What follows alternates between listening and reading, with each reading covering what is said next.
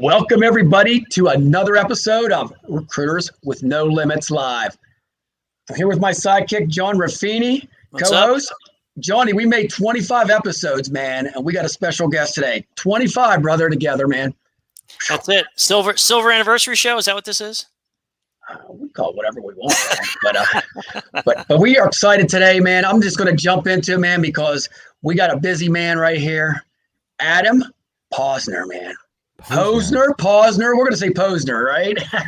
I want to first congratulate you guys on 25. I remember my first 25 episodes, and I mean that in a good way because you're pushing it and you're keeping the throttle down, and consistency is key in podcasting, live streaming, recruiting, and in life. So thanks for having me, Richard and John. Thanks for being here, man. You are welcome, my man. So I tell you what, we're just going to deep dive into right off the bat, Adam. Tell us a little bit about yourself, man. I mean, you've been interviewing people like Gary Vee and everything. Tell a little bit of what's going on with your staffing firm and the podcast and everything else, brother. Yeah, life is good. For anyone out there who doesn't know me, born and raised New Yorker, 15 years working in advertising and marketing, in account management, digital strategy, social strategy.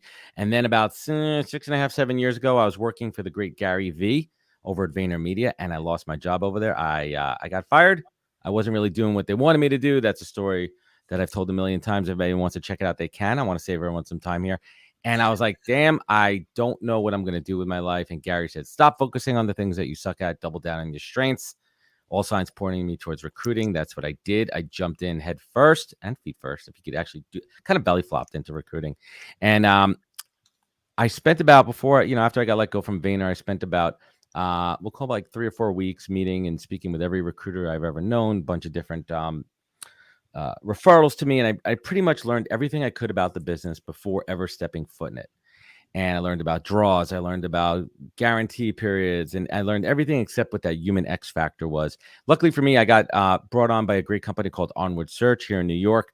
My mentor, Tom Hall, taught me the art and science of recruiting. And as they say, the rest is history. Spent a couple of years at some search firms. And then I'm coming upon my 4-year anniversary of NHP Talent Group, going out on my own. And today, thank you. We are a boutique staffing consultancy specializing in all things marketing, media, and advertising. We work with brands, agencies, startups, and essentially we are an extension of their in-house team. We are not contingency. We are in-house consultants. That's what we do best. I am also the host of the Top Global Career podcast, the Poscast, which is counterintuitive to my name, which is Adam Posner, but it can't be the Poscast because that sounds weird. And that's where we are today. How's that? That was awesome. I tell you what, Adam, I got to tell you one thing, man. If I ever need a radio commercial, I'm calling you, man. You're like the best in the business with this, isn't he, John? You've said that before, haven't you? You've given that intro a few times before. Yeah, it's good. I've gotten it down to about 23 seconds because anybody they could go back and they could look me up and all that stuff. I want to save the time here for us to get into it. I'm with you. So let's get into it. So you've had some success, and you said you researched recruiting. We were talking a little bit about this off air beforehand, so I'm going to go start here. You researched recruiting, you got into it, you've achieved a level of success so far, and you're still growing. Why do you think you've had success when so many recruiters out there just bomb? There's such a bad reputation now in the market as far as recruiters being bottom feeders, scum of the earth, self-centered. Why do you think that is, and why do you think you've done well? Well, there's 2 questions within it. And the first one, I really attribute a lot of my success in recruiting to a couple things. One, that I didn't get into recruiting until I was 36 years old. So I had the wind behind my sail as far as the marketing side of it. I actually consider myself a markruiter because I not just by trade a recruiter, but I implement and I execute marketing strategies across my entire business that really creates this ecosystem. And I think the reason I'm truly successful is because I have a foundation in account management. That's what I did for 15, 16 years before I got into recruiting. So I knew how to manage the relationships, how to manage the client relationships, how to build business development, and how to manage the candidate relationships. To your second point, and I think that's really the foundations to my success, plus working my ass off, doing things the right way, and really putting, when I say putting people first, it's really understanding candidates' motivations and clients what they are truly looking for outside of job descriptions. I think that's the magic there. The reason recruiting is, put up there with, lawyers as bottom feeders and all that. There are so many, it's twofold. Again, there's so many bad recruiters out there that give us good ones a bad name. When you hear about the ghosting and the BS calls and spamming and all that and all those negative things. The other thing, and let's be honest, and I'd love your take on it, there's a very low barrier to entry, generally speaking, in the world of recruiting. Anybody could do it. You need a Yep. computer, a LinkedIn, email, and a phone, and you're good to go. I don't disagree with that. And I think most of us, myself included, there's not a lot of people that go to school saying, hey, I'd like to study to be a recruiter. You end up in the business somehow, somewhere. And it's how you, and you're right, that because of that, there is, hey, like you said, you can set up yourself, phone, keyboard, you're good to go. It's all a matter of, and the three of us share this passion. Do you just do it for the money and the transaction, or do you do it and you show care and empathy toward the people you're working with, and you really get to know them as people on both sides of the fence to make sure that what you're doing is right for all parties involved? And building those long-term relationships, a lot of people don't want to put in the time and effort, in my opinion, to build those long-term relationships, but that's really what makes recruiters excel above the rest and stand the test of time, in my opinion. Well, you could either be transactional, or you could truly believe in those long-term relationships that yield much higher dividends, right? You could go for the quick win. Listen, I can't fault it. Listen, if you're a transactional type of recruiter and you're doing well in it, and that's who you are and what you do, that's fine. There's people that we all both know that have made tons of money that way, but that's just not the way I do things, and that's not long-term play. And there's only very, very few people who could operate that quick, short-term, jumping around kind of thing. For me, it's repeat business. For you guys, repeat business, loyal clients. Got it, man.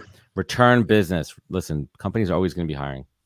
And that's the key. It's not just about, and well, I've always had the mindset, it's not about the placement you make today.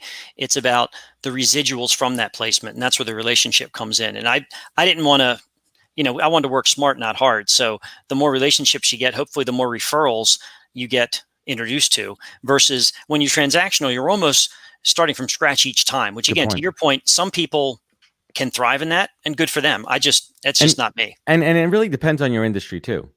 It really depends. Some industries are just quicker, lower salaries, lower, like quick one and done type of interviews. So it's a very general statement we're making there, but in a perfect world, in my world, in your guys' world, it's all about long-term relationships. And I think, recruiters out there, it's a tough game. There's a lot of competition out there, and you need to stand out. And you have to remember, you want to stand out in a good way. You want to be remembered for building a strong reputation and doing things the right way. And that takes work.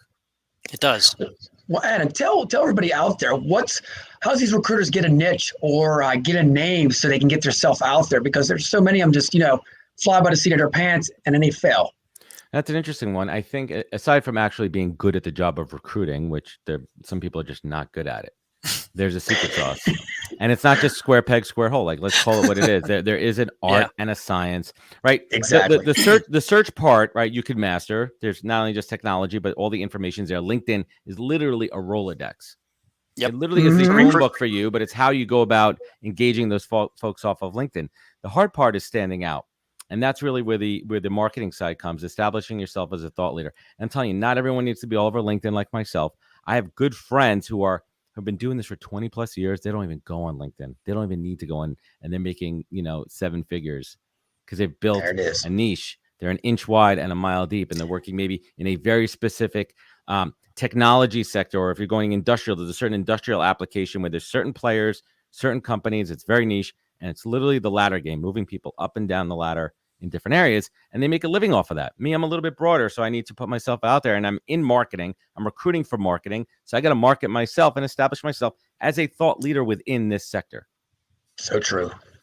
Very true. And, it's interesting. You mentioned you're in marketing and you recruit for marketing. I think there's also something to be said for that. I've seen a lot of success, myself included. Like early on in my career, I was a computer programmer. So when I entered the world of recruiting, I recruited for IT. It's what I knew. And there's a little bit of relation there. So I've seen a lot of success where you take people out of their industry who might not be enjoying themselves or thriving in their role, and you put them in a recruiting role and you teach them how to recruit, but they already know the industry. There's an inherent advantage to that, in my opinion.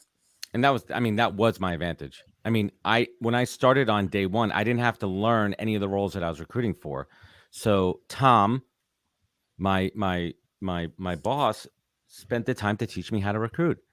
He taught me how to understand and get into candidates' motivations, understand somebody's why they're looking to leave a job. And that's huge throughout the entire process. You're closing, and I teach this to the folks on my team, you're closing a candidate on every conversation. Mm-hmm. And we're not talking about the hard close, everyone out there. It's after this interview, after the next interview, how are you feeling? How are you? It's almost like a nudge. Yeah, it's exactly. a nudge. Like, and I try to say to her, hey, let me ask you, how you feeling about this? We're keeping this going. You still feel good about it? Good. If they were going to offer you the job tomorrow, would you take it? You don't know yet. What do you need to know? What's missing? What are those pieces that you need to really wrap your head around for you to make that decision? The soft close is such an underrated, undertaught skill in recruiting. The soft close at every stage in the process, and it's kind of one of the things I miss a little bit since I switched my model from contingency to consulting. I went to an hourly model, but I'm still, in a way, because I take out the incentive of the final salary, but I'm still closing those candidates on behalf of my client, so it's a smoother deal at the end. Absolutely. A lot of recruiters are afraid to get the answers to those questions. And I think that's also, you got to develop that mental toughness to say, hey, it's okay to get bad news. You'd rather have it early than late. That's why I talk salary in the first conversation. You got it, man. Throw it right out there, buddy. So true. And you know what you said, Adam, real quick? You're coaching people too, man. What you just said there, that soft close, that's coaching the whole way through. And I think recruiters lost that, you know? They rely too much on technology. I mean, listen, I've only been recruiting for 6-7 years. I mean, that's a drop in a bucket compared to most. And you guys have been in this industry a long time. I think I'd love to get your take on it. There's some great, firms out there that are training, but anyone's going out independent, especially some that just do it on their own out of the gate.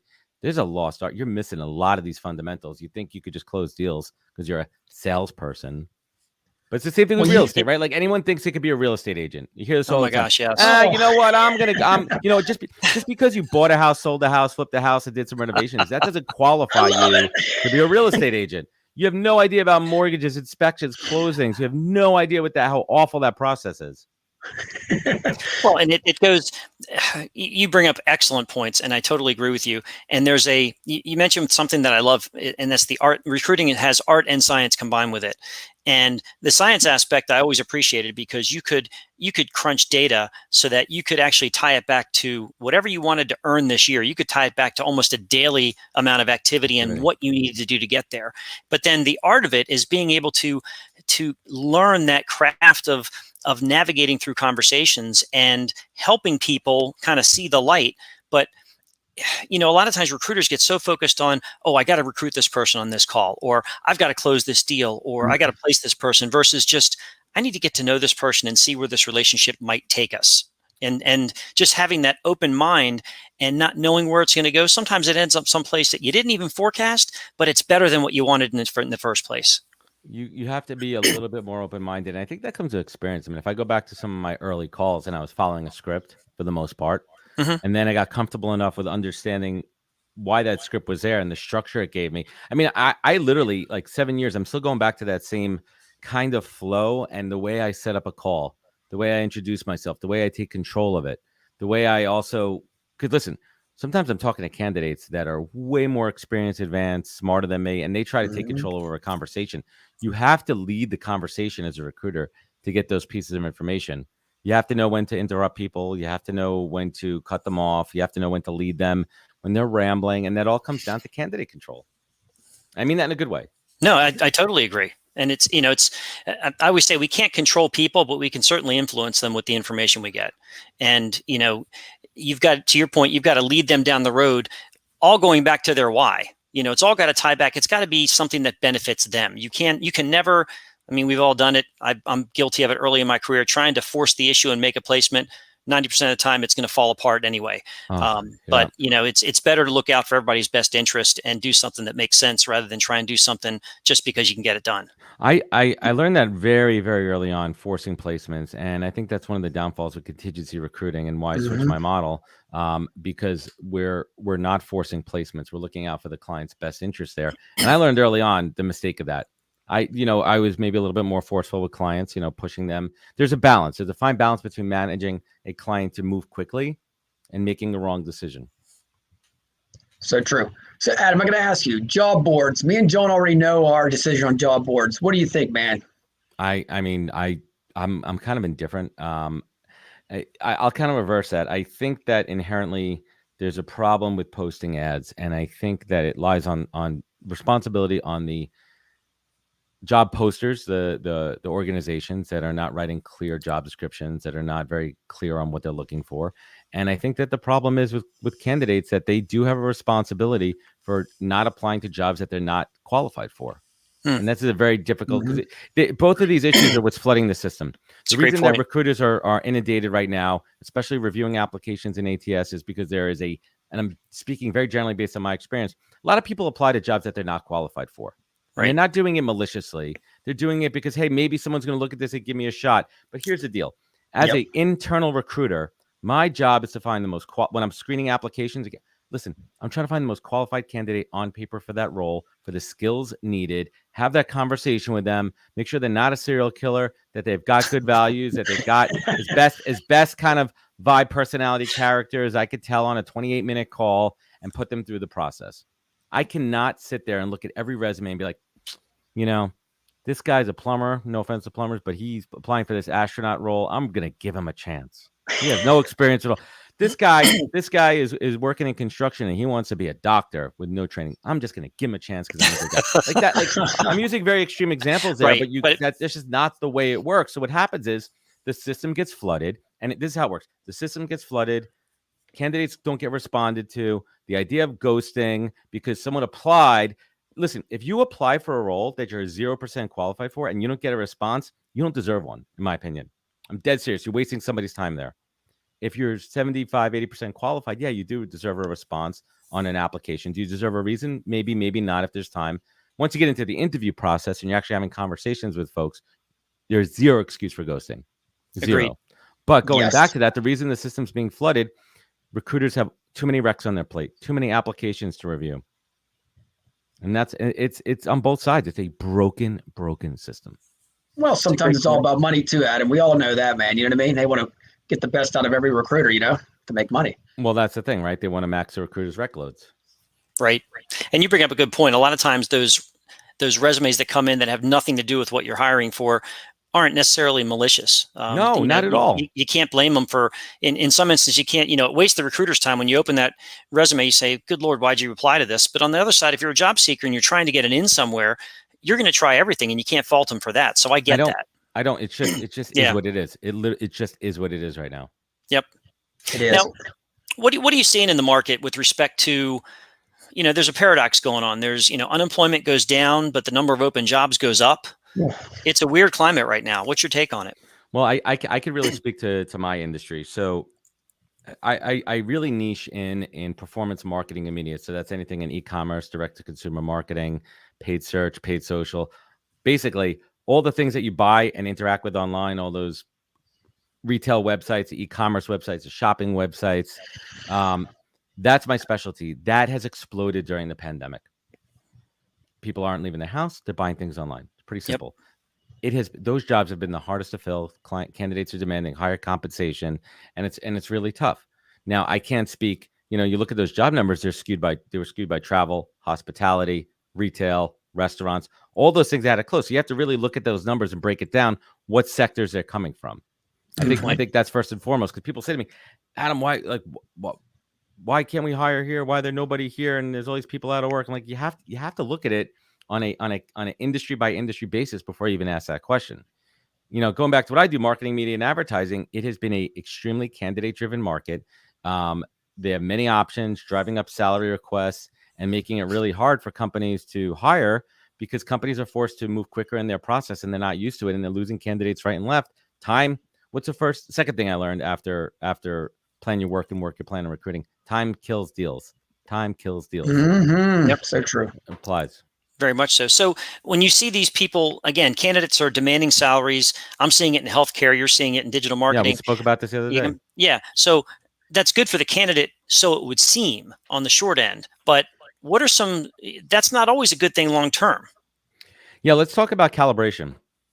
Let's say that you're currently making $100,000 and you're a manager and you're pushing for that director role you may not be ready for. That director role is a 150 role.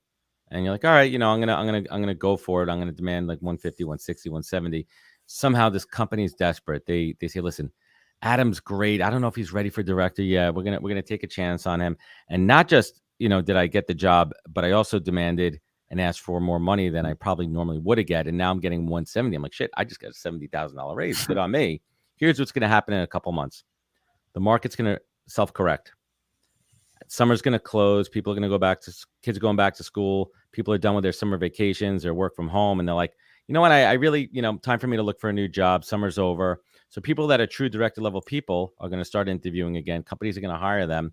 And that candidate that just got hired as a director is not going to be performing up to that level, and they're going to be out of a job. When the company says, hey, I could hire John over there for 150, why the hell do I need Adam at 170 who's not even qualified? So you have to be very mindful. There's a delicate balance between, as a candidate, taking advantage of a market, as you should. This is the time to take advantage of it. Right. But just don't be greedy. Don't be obnoxious, because it's going to hurt you in the long run. The second part of it is, and we spoke about this, what happens when raise time comes? You're not getting a raise, and now you're going to be pissed off because you didn't get a raise. Hey, I'm working hard. I'm going to be like, dude, I'm already paying you above market rate for what you are. Now, you think I have extra money just to give you for a raise because you think you deserve it? No, you're already at a higher level. It's going to cause attrition. It's going to work on both sides. Crazy. It's a wild west. I'm telling you, it's about to go down. Q4 is going to be the apocalypse. First. And people are calling it the Great Resignation. And I have a problem with that, because I think that we hear kind of cool stories about people that are leaving their full-time jobs to pursue passions and side hustles that are now full-time hustles. But how many people really, it's probably the worst advice ever, leave a job without having a job secured? Oh my gosh. Oh. That's not prudent. Like, who the hell, like, now you're making no money and your family can't eat. Like, yeah, you're homeless and right. Like you're, and you're less desirable too. Let's call it what it is. You're always more desirable when you're employed. Always. It's obviously easier to get a job when you have a job. That's a very truism. Yep. That's a truism. That's one of those sayings that is true. Very much so. I'm like, ask you guys, there is a bias for people out of work. There really is, because hiring managers will ask, why are they out of work? And now me as a recruiter, I have to ask, hey, Rich, why are you out of work? And you either got to tell me straight up, or you're going to make up some bullshit story that's going to get fleshed out say what? From performance. Adam, you're going to say the pandemic, right? That's what everybody says, right? I'm over that. That's not a good reason anymore. I know, exactly. That was good for the first 8 months. Thank you. It's so true, because if you are any good at what you do, regardless of industry right now, with as many jobs that are open, then you're working. You're working. If not, there's got to be a real good reason why you're not. And that does raise a red flag, whether it's a corporate recruiter or an agency recruiter or anybody hiring. It's going to raise a question. And you're right. You've got to be able to explain it. And how many times are we going to see this in the coming 6, 8, 10 months where, well, I've been trying to make a go of it on my own, but now I'm going to look for a full-time job because it didn't work out. There's some credence. There's something to that, because I give people, hey, you know what? I lost my job due to COVID, and I started consulting, and I just couldn't get it going. Because people start to realize once they do consulting how hard the biz dev part of it is. If you've never done it before. I mean, that's the hardest part about working on your own, being an entrepreneur, especially in our industry. How do I balance the biz dev, and how do I balance delivering on a day-to-day basis, executing? Especially if you're a one-person show. Yeah. Hardest part. And I am for everything, I mean, I have a team, a small team, but I am the show. I am driving everything. My foot's on the gas. If I take my foot off the gas for 1 minute, things stop. And I learned that lesson the hard way a couple of years back when I kind of took a lazy summer, and I saw that expand into the following year, months later. And that's how it works in recruiting. You know what? You're so true on that. Real quick is, like, if you fade away from social media for 2 weeks, you're just like at the bottom of the barrel again. It's like, it's like, holy shit. I took July 4th weekend off of everything. I literally did a digital detox. Wifey and I went out to the desert of California, a little vision quest out there, and I was off social media. Yeah, it was great. And I was off social media for 4 days, and I looked at my metrics on LinkedIn, and they just tanked. I'm like, yeah, I mean, I don't care. I got it back up, but two posts, but it's like, it just goes to show you that you're not relevant if you're not in the continual conversation, which is a total double-edged sword, that you have to be doing that. Well, and how often do we tell recruiters, especially new recruiters coming into the business, it's not about immediate gratification, but the work that you put in now, this quarter, is going to show residuals in the coming quarters. And sometimes that's so hard for people to see, because we're in such an immediate gratification world right now, and society wants it now. You want something, you Google it. You want to buy something, you can get it delivered the next day or 2 days later from buying online. And, it's all about having the patience and the consistency, to your point earlier, of doing the things you need to do day in and day out that will lay the groundwork. Because what I do today won't give me anything today, but if I do it right and I do it consistently, then a few months from now, I should start seeing residuals from that. Yeah, and I learned that early on in recruiting, that it is a long game and it's a pipeline development and it's activity. It's activity over time. And one of the cool parts when I joined Onward Search, one thing I had a full desk out of the gate. Out of the gate, I was on a full desk, which was great. But they valued the relationship side because they knew that I had these relationships. They were long-term plays, that I had a better connection with the head of people, the head of talent at these agencies, because I used to work there. I knew them from people, and they planted the seeds. And that, that really was that. And the pipeline's a long game. And I tell my clients this all the time when I'm starting a role with them. These candidates aren't just sitting on the bench ready to go. This takes time. It takes engagement. I'm going to have to reach out to them. I'm going to have to get their attention. I'm going to have to get them on the email. I'm going to have to get them on the phone. You're not going to see these candidates for what I do in that first few days, a week and a half. It's a game. It's a long game. It's a conversation. Yes. We laugh about it in healthcare. It's like, okay, everybody knows there's a huge nursing shortage. There's not enough to go around. And yet hospitals are like, well, where are my nurses? It's like, it's not like we have a closet over here. We can just go in, wind them up and send them on their way. Oh, you want one of those? They're on aisle 4. But the perception of recruiting, unfortunately, those that aren't used to working with recruiters, they think that all we do is post ads and get resumes. And it's like, no, that's not recruiting. But a lot of people don't understand that. Sometimes you have to educate them.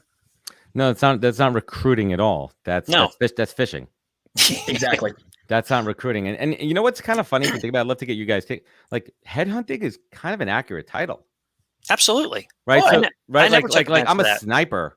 There's times when I am a straight up sniper or headhunter. There's times when I'm a farmer and I'm planting seeds and tending to my crops and my lawn.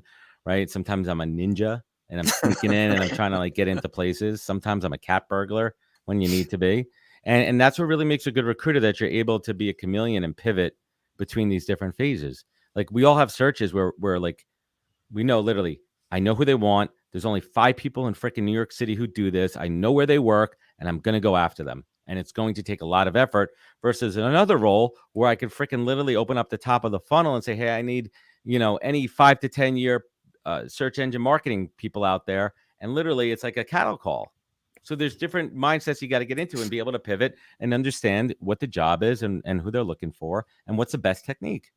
Well, you know what? You hit on a good point there, because so many recruiters are just posting and praying. They get on Indeed every morning and say, well, I only got 3 resumes. It's like, come on, man. Well, let me tell you something quickly based on that. I kind of shot myself in the foot. So I used to do a lot of, I would post my jobs on my LinkedIn posts all the time.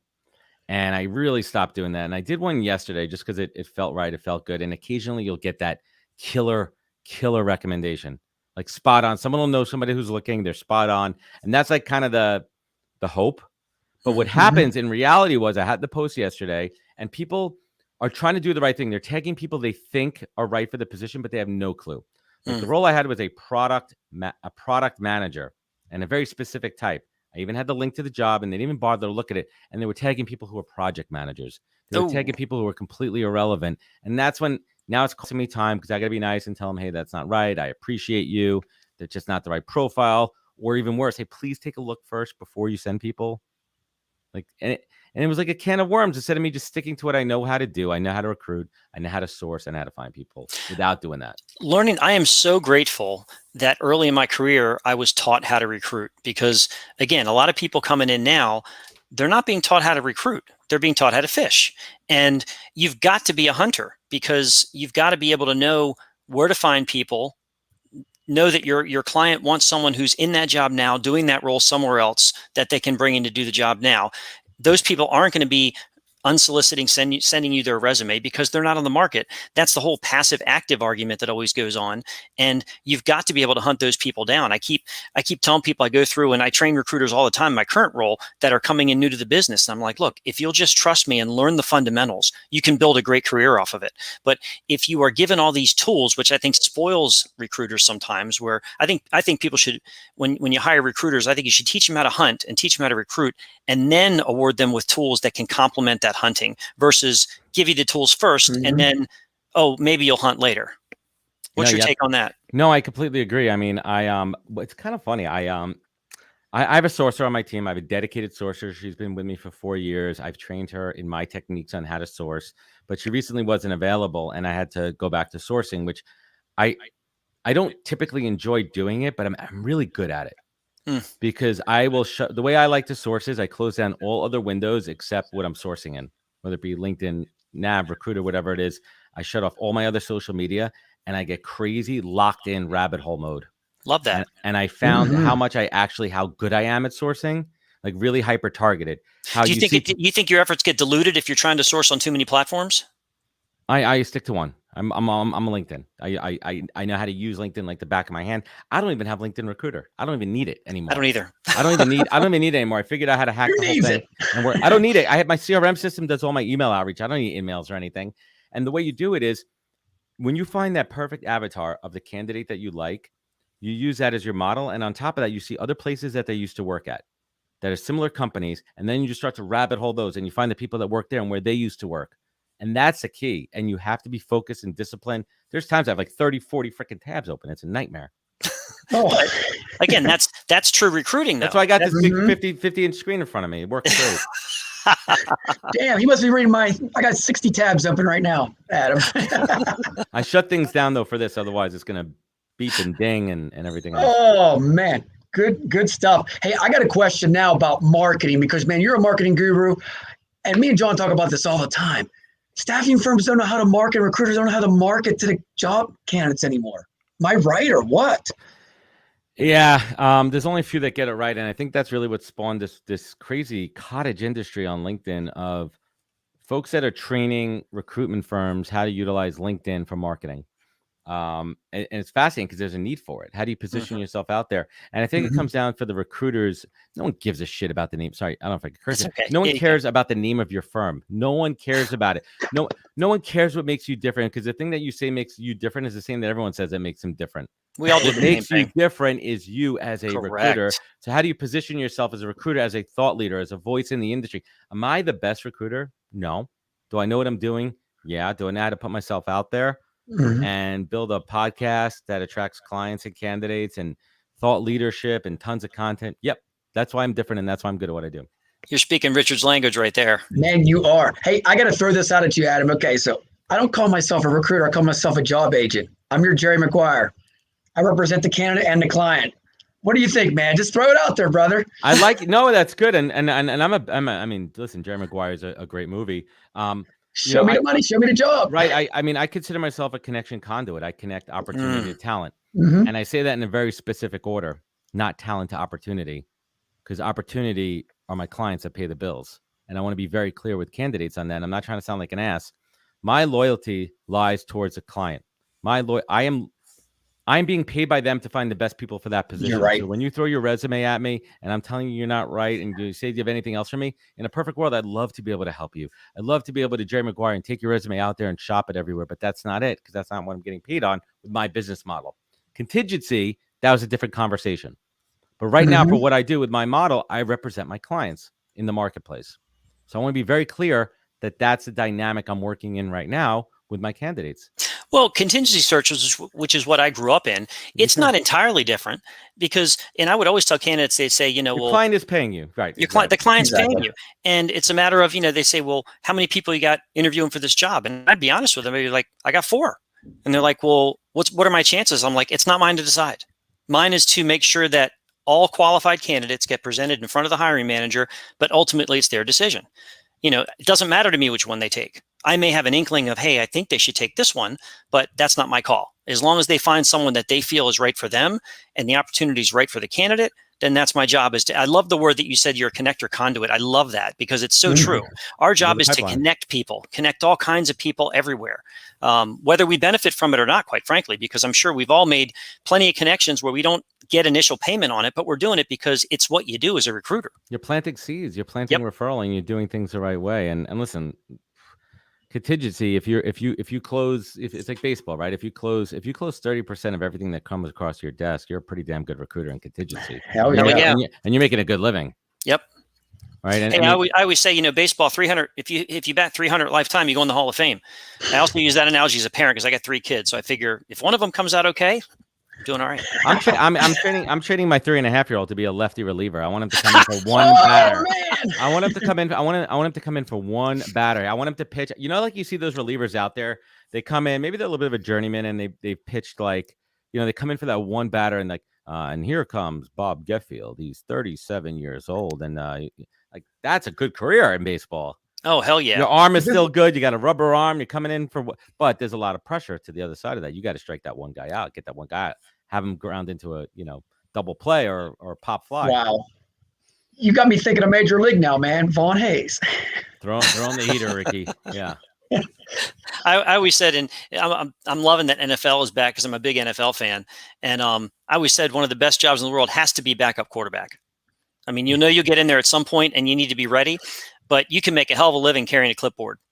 Oh, the third string's even better, right? That third that's true. Quarterback, and last year we saw it a couple of times. And you're like, that, and they decide like instead of the third string, they're gonna get the wide receiver in there who knows how to throw a ball from college days, and they throw it in there. It's funny. It's funny, but it's a good job. It is a good job. As is recruiting. What advice do you? I want to get this before we run out of time because you have built yourself up and you know what it takes to be an entrepreneur in the truest sense of the word. You also made a comment that, you know, everybody thinks that they can do this. It's not for everybody. What's some advice that you'd give to folks that have the inkling that, hey, I want to give it a go on my own. It seems like a good idea. Yeah, it's interesting. And if you think contingency is the right way, go out there and work for 3 months and then don't get paid for it and see how that feels. And if you could live with that and let it and get past that and put it aside you after that, you know, that second that deal fell through, be pissed for a day, 24 hours, and you have to park it and move on. And if you can't do that, you're not right for this business. And that's reality of it. Very true. If you can't take the losses, if you can't handle the losses, this industry is not for you. No. And I preach the same rhetoric. I say, hey, if something goes bad, then whatever's left in that day, you've got that time to bitch and moan about it. So if it happens first thing in the morning, you got all day to feel bad about it. If it happens at 5 o'clock, you don't have much time. But come the next morning, you can't do a damn thing about it. So you got to move over. On. Yeah. And that was a really hard part for me to swallow. I mean, that was really the impetus why I switched my model to be contingent from contingency to contract. There was a 24-hour period where I lost 3 deals, all because of those crazy X Factor stories that we all hear about. and I just could. It was a breaking point for me. And I said, I cannot do this. It's not good for my soul. It's not good for my relationship with my wife, my relationship with my kids. I don't like the person I am in this type of environment. And I went back to the conversation I had with one of my clients that I was doing some hourly work for. And I thought about how much they value me, the value that I bring aside from the recruiting, how I manage the process, how I manage the relationship with the hiring managers. And that was a spark where I said, I'm going to flip my model to talent access on demand. And it's a very, very good hourly rate. The clients understand the model. It saves versus contingency big time when it works right. And it's a game changer. And now I figured out how to make recruiting work for me and work for my clients. So they're still hiring you. They're just not doing it on a contingent basis. How often are you working? Do they have internal talent acquisition folks that you partner with? Or do some have no vehicle at all? And that's why they're bringing you? Yeah, it's really both models. So we really are a white label extension of a company's in-house talent team if they need to scale. My best clients are the ones that maybe have a CMO that has to hire and they have no head of people, or they just hired a head of people who has to focus on building culture and the company, and they need to scale. They just got funding. They need to hire 7 or 8 roles. We come in, we're like the A team, we're a white labeled extension. Most of the time we have their email address and we are representing them in the marketplace. Now, here's the thing that people kind of fail with contingency. We are any new employee's first touch entryway into an organization is going to be with the recruiter, whether it be contingency or an in-house recruiter.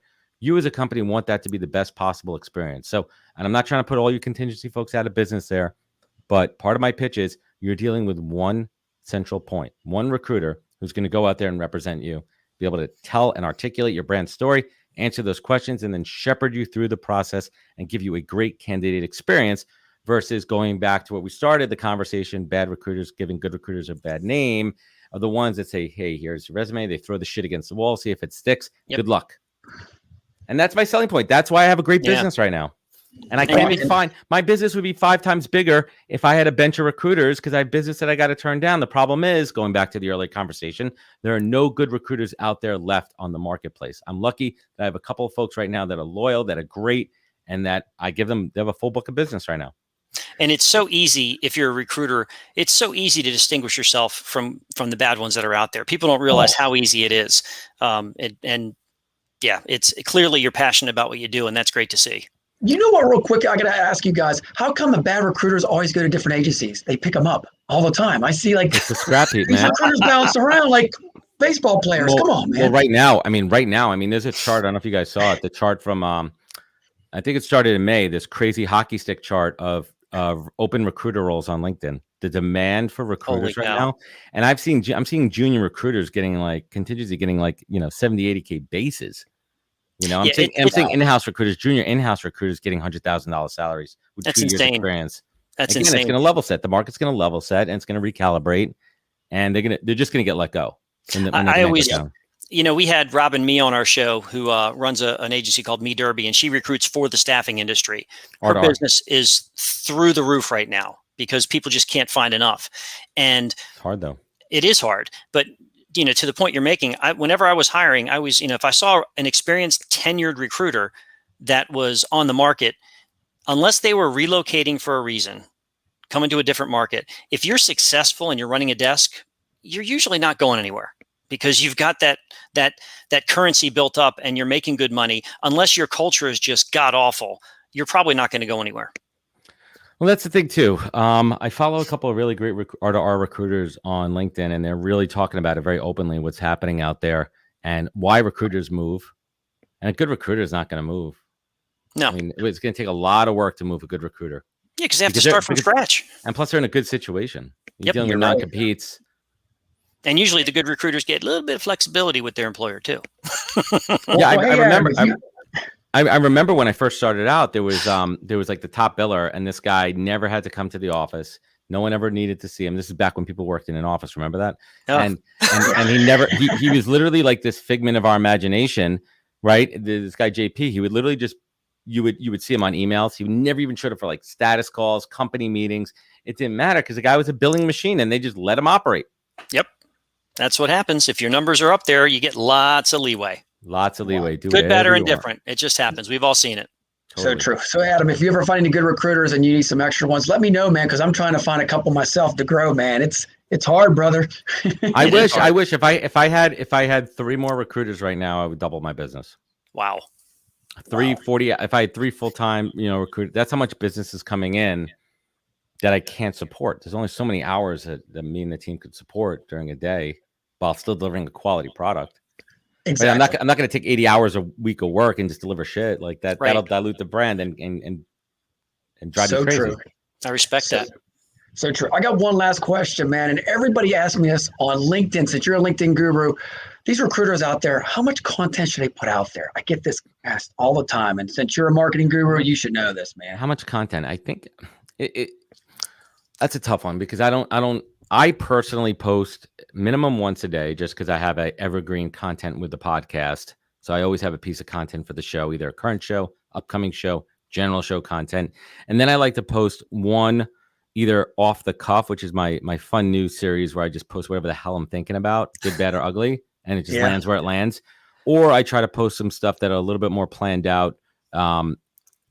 So it's really go back to your question. It's about what you feel is right, what you feel comfortable doing, and start to test it. There's so many seeds and thought starters out there. I mean, I'm looking at my LinkedIn page right now. On the right side of my LinkedIn homepage, it says LinkedIn News. There's 1, 2, 3, 4. There's 5 articles here, right? One of them is in Austin. It's either go to office or go home. You could take that post. You could share that post with your own point of view on this. Couple of paragraphs. Boom. There you go.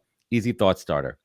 The notes section of my phone, I write thought starters, a couple sentences of where I think a post could go. It's like a graveyard of like posts that I'll go back and revisit, and I'll start to think about it more. Like, oh yeah, you know what? I did this a month ago. I really didn't go anywhere, and I'll do that. So whatever inspiration comes to you. The other part is some people are just naturally good. Like, I'm not trying to toot my own horn here. I'm very good at just literally just throwing a post together in 2 seconds, not even editing it. I'll write it. It'll be good, and I'll post it.